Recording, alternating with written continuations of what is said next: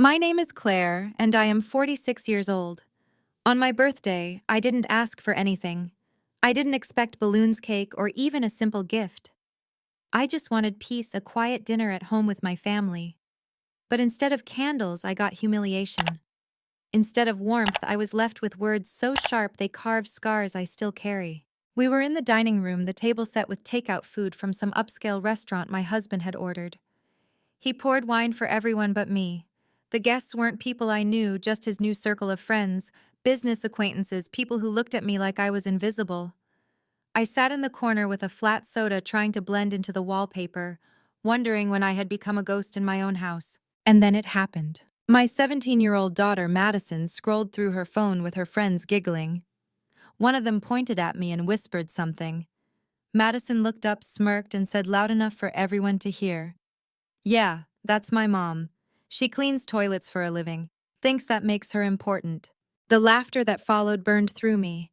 My own daughter, my little girl, the same one whose scraped knees I used to bandage, the one who once whispered, "You're my hero, Mommy," when I kissed her goodnight, looked at me as if I was nothing. And then she said the words that shattered me, "You're a nobody." The room spun. My throat tightened. But the final blow came from my husband Lisa's father, the man I had given half my life to. He raised his glass and smirked. "Well, it's time you knew the truth," he said, gesturing to the man beside him in a designer suit. "This is Derek. He owns 3 restaurants. He's more of a parent than you'll ever be. You were always just temporary." I didn't scream. I didn't beg. I didn't throw the wine in his face, though my whole body trembled with the urge. I simply stood up, walked upstairs, and packed my bag. One duffel, no hesitation. As I zipped it shut, I heard laughter drifting up the stairs, the sound of my own family mocking me.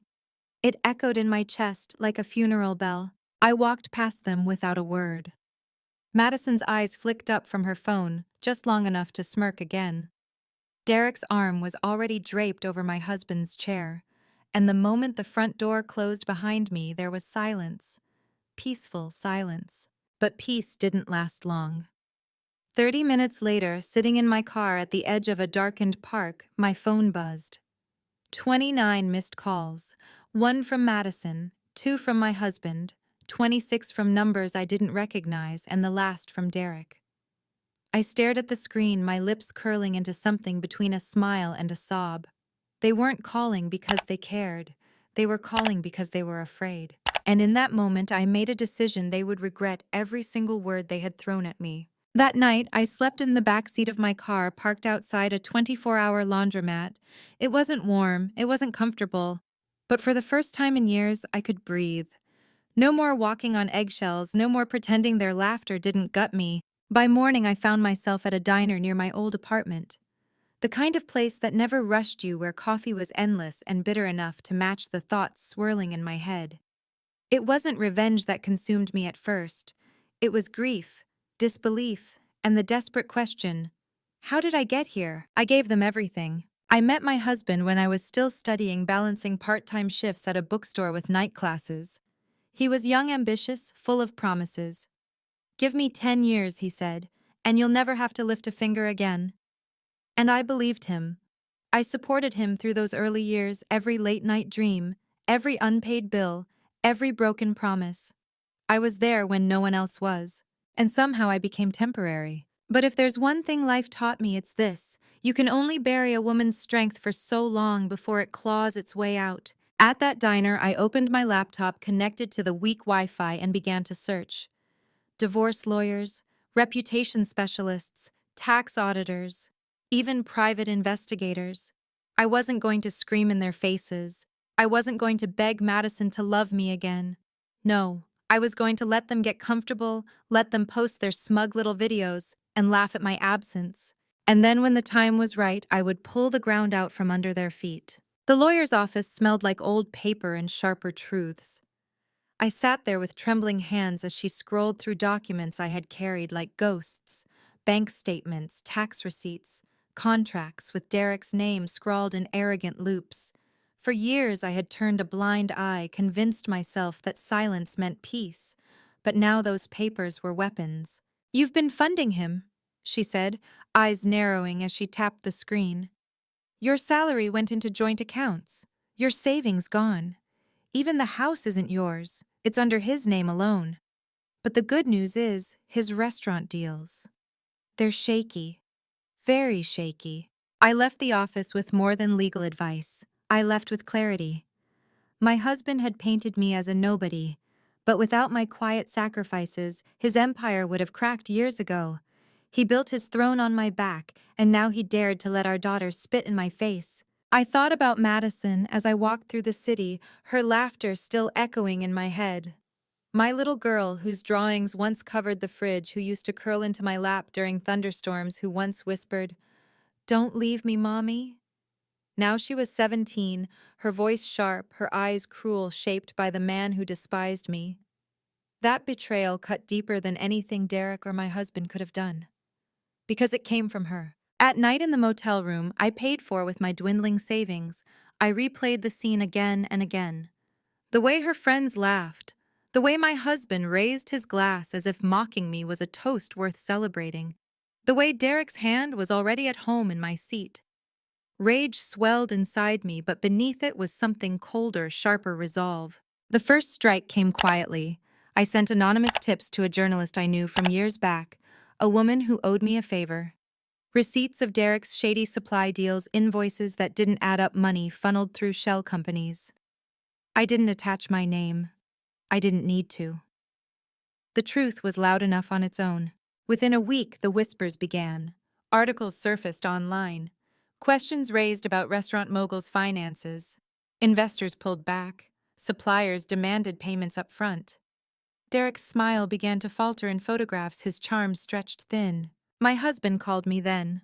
Not to apologize, not to ask me to come home. He wanted to know if I'd heard. "Business is just a little rough," he said, voice tight. "You'll want to keep your head down, Claire. Don't get dragged into this." I almost laughed, as if I hadn't already been dragged through hell by his hand. Meanwhile, Madison posted selfies on social media posing in designer clothes Derek had bought, flaunting her place in the world he promised her. I stared at those photos, my chest aching. She looked so happy, so sure of herself.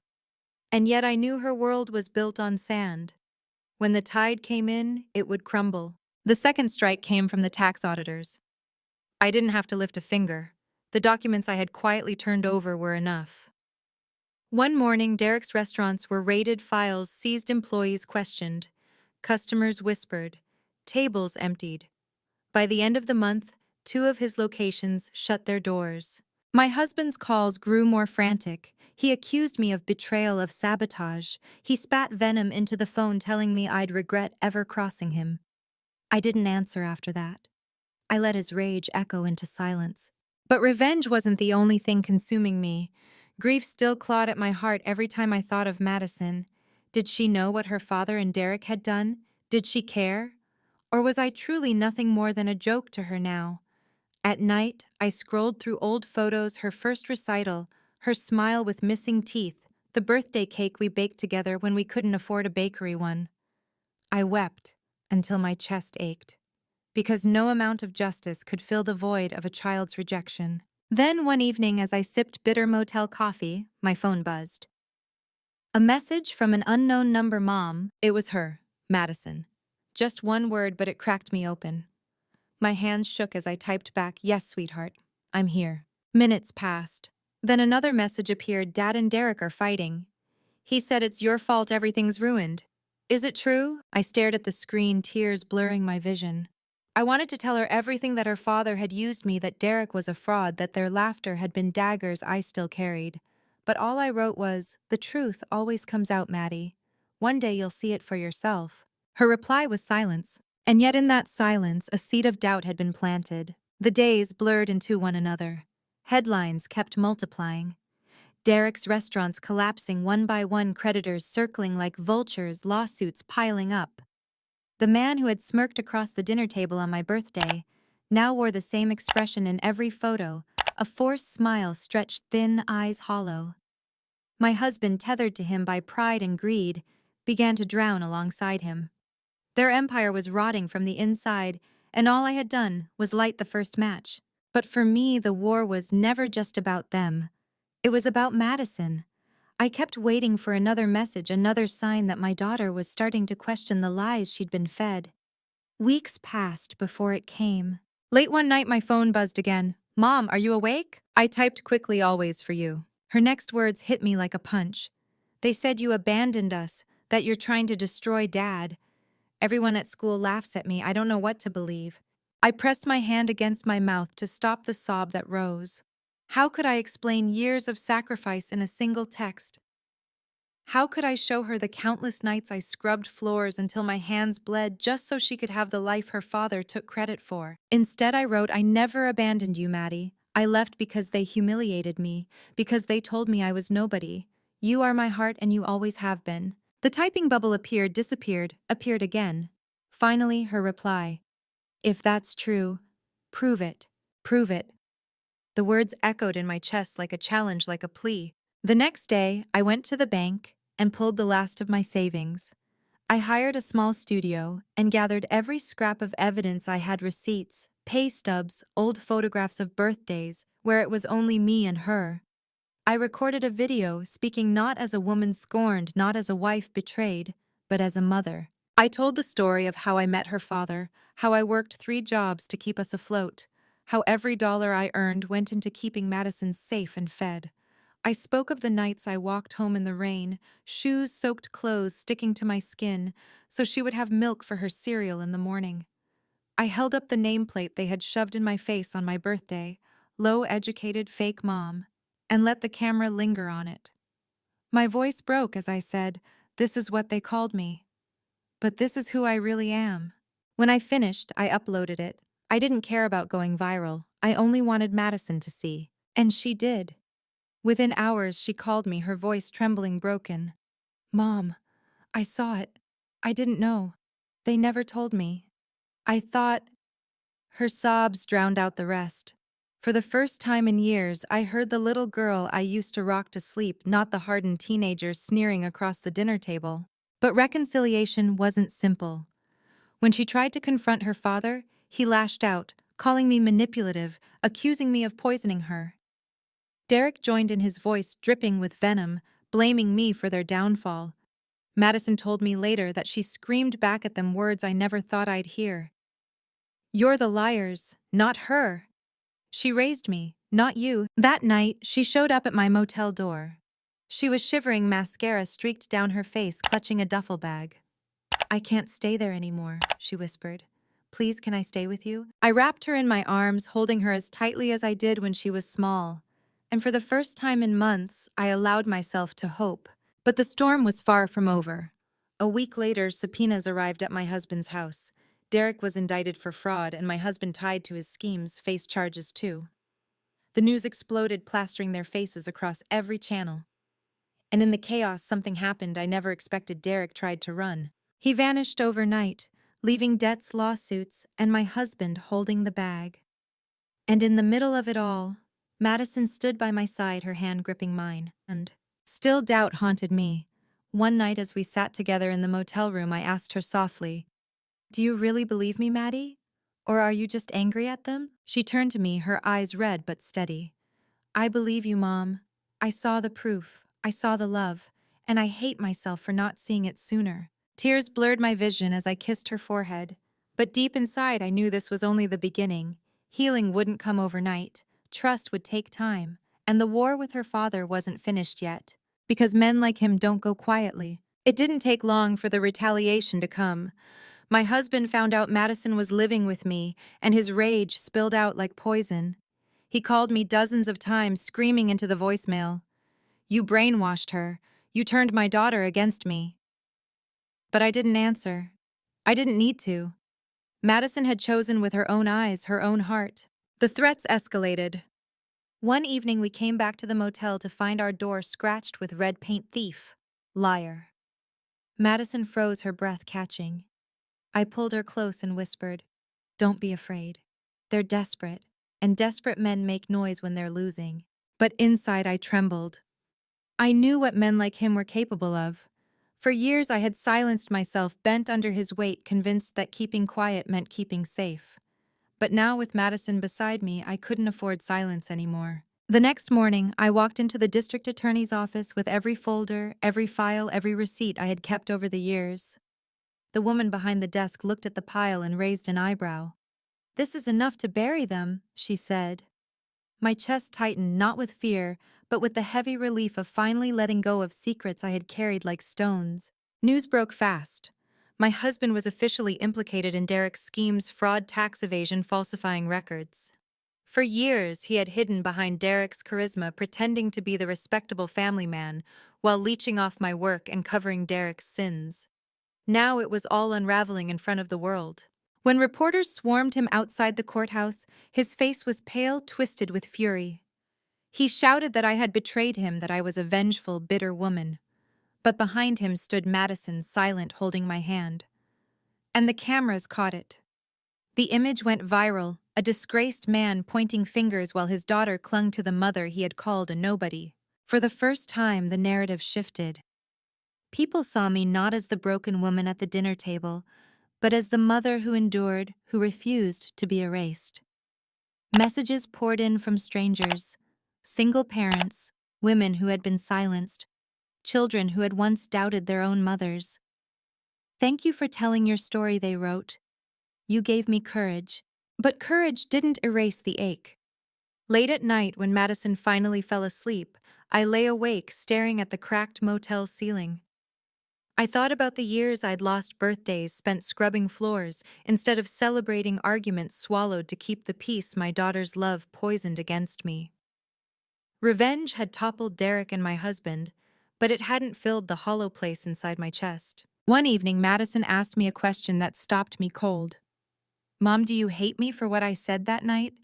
For calling you a nobody?" Her voice cracked on the last word, and I saw the shame in her eyes.